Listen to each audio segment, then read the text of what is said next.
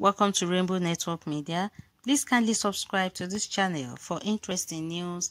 Thank you all for listening.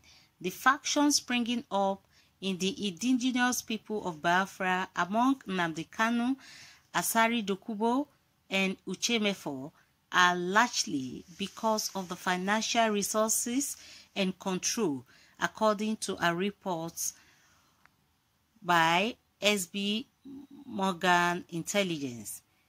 The African Focus research firm, in its March 2021 report, which focused on IPOB, revealed that the Biafran group at the moment is seriously fractured, with many key members now either with Mr. Mefo or chatting with their own cause.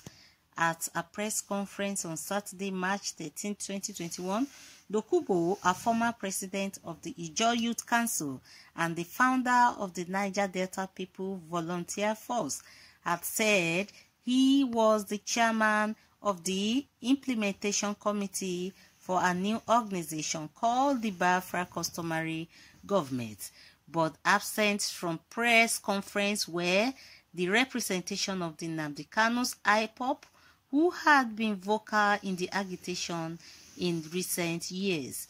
The SB Intel report stated that Mefo, formerly Nnamdi Kanu's deputy in IPOB, and Ralph Nwazurike, founder of the movement for the actualization of the sovereign state of Biafra, were however in attendance at Tokumbo's meeting, fueling fresh realignment in the agitation and the sideline of Kanu. It said the absence of Mr. Kanu from the meeting brings into the open a fracture within the successionist movement in the former eastern region of Nigeria.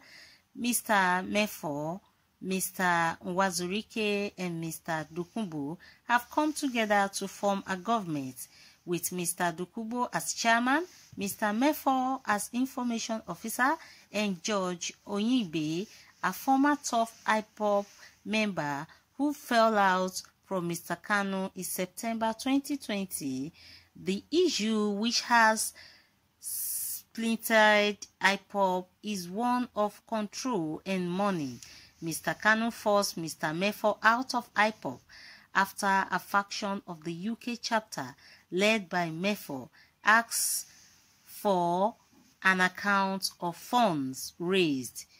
Following that request, Kanu abolished the position of deputy leader, the position occupied by Mefo, but many members of the UK chapter remained loyal to Mefo, who many sees as a better organizer than Kanu.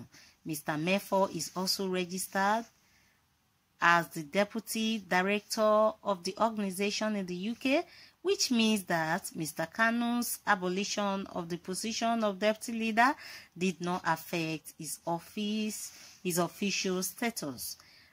As the membership of the group divided behind both men, Kanu raised the stake on 3rd of March when he announced the dissolution of the UK chapter of IPOB in radio broadcast. Mefo is a far better organizer than Mr. Kanu from a Nigerian perspective. This means that he is more dangerous. Mr. Dokubo allying with Mefo probably amplifies the threat to the country's oil economy, even though the bigger threat from the Niger Delta remains government. Tompolo. The report noted that the Mefo groups allying with Dokubo would have a stronger effect on the southern region, with the Niger Delta militants able to report in kind to any provocation by Nigerian security force. So guys, what do you think concerning this news? Please let's know your thoughts by dropping your views at the comment section. Don't forget to follow up to this channel and also subscribe to this channel. Thank you all for listening.